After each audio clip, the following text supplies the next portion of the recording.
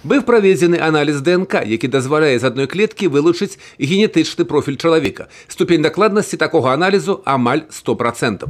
Были проведены судебно-генетические исследования, получены генетические профили умершего мальчика и генетический профиль его биологической мамы.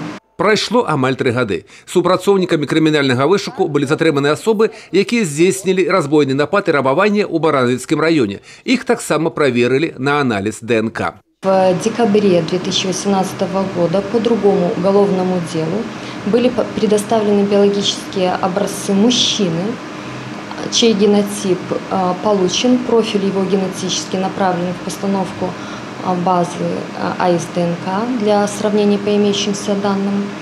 И произошло сравнение в автоматическом режиме.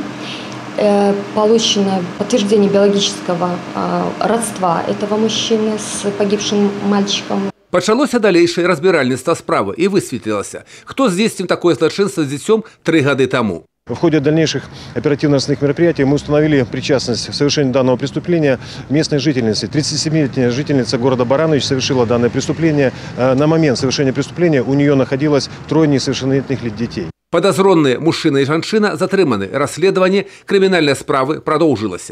В настоящее время по подозрению в совершении указанного преступления задержаны 2 жителей Барановичей, мужчина и женщина, которые в соответствии с проведенными экспертными исследованиями являются биологическими родителями новорожденного ребенка. Следователи продолжают проведение необходимых следственных действий. Все обстоятельства произошедшего устанавливаются. Юрий Печур, Юрий Плинда, телерадиокомпания «Брест».